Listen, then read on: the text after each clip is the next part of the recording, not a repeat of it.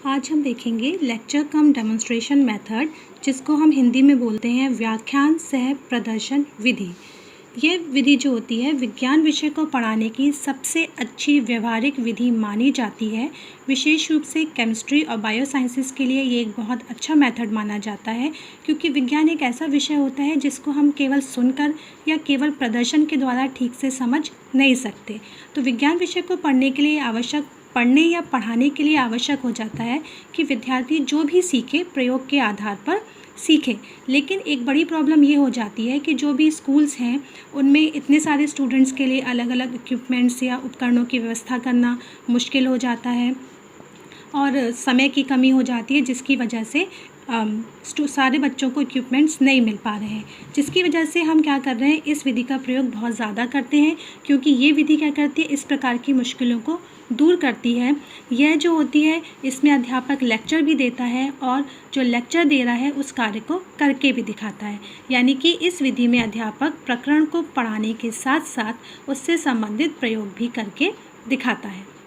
इस विधि के भी कुछ गुण हैं और कुछ दोष हैं। तो अब हम देखेंगे लेक्चर कम डेमोन्स्ट्रेशन मेथड के मेरिट्स या गुण। सबसे पहली चीज़ जो हम इसमें देखते हैं इसका गुण होता है वो होता है सक्रिय वातावरण। यानी कि इस विधि में छात्र केवल निष्क्रिय श्रोता बनकर बैठा नहीं रहता है और टीचर केवल स्टूडेंट के ऊपर अपने शब्दों की बौछार नहीं करता रहता है। टीचर क्या करता है, व्याख्यान भी देता जाता है और प्रदर्शन भी करता जाता है।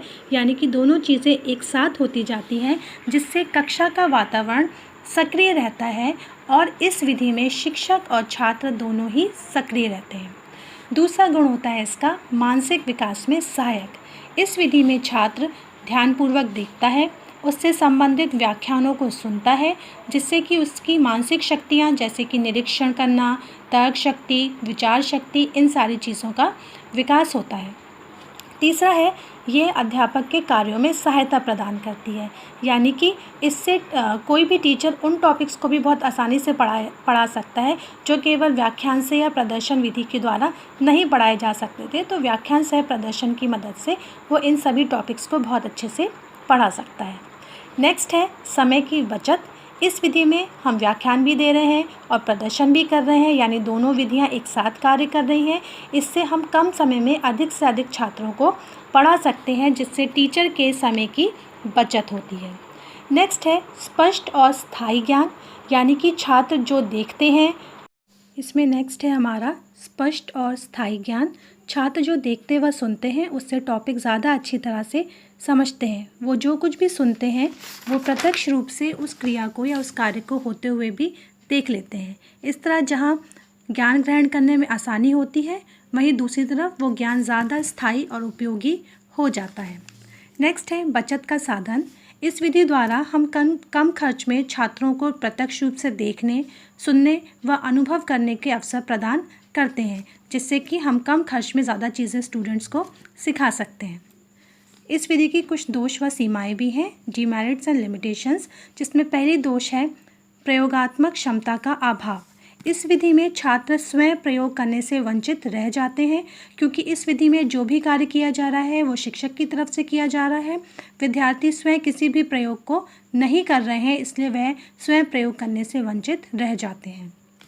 नेक्स्ट है मनोवैज्ञानिक दृष्टि से कमियां। यह जो है करो और सीखो के स्थान पर देखो, सुनो और समझो के सिद्धांत पर आधारित होता है। कक्षा का वातावरण सक्रिय तो होता है, पर वह अधिकतर शिक्षक की तरफ से ही होता है, क्योंकि सारा कार्य कक्षा में शिक्षक कर रहा है, शिक्षक ही व्याख्यान दे रहा है, शिक्षक ही प्रदर्शन कर रहा है।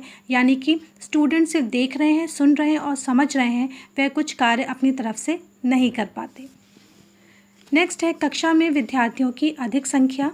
इस विधि के प्रयोग के लिए कक्षा में छात्रों की संख्या सीमित होनी चाहिए, परंतु अधिकतर स्कूलों में ये संख्या सीमित नहीं होती। कक्षा में विद्यार्थियों की संख्या या तो असीमित होती है या ज़्यादा होती है, जिसकी वजह से इस विधि का प्रयोग करना हमारे लिए मुश्किल हो जाता है।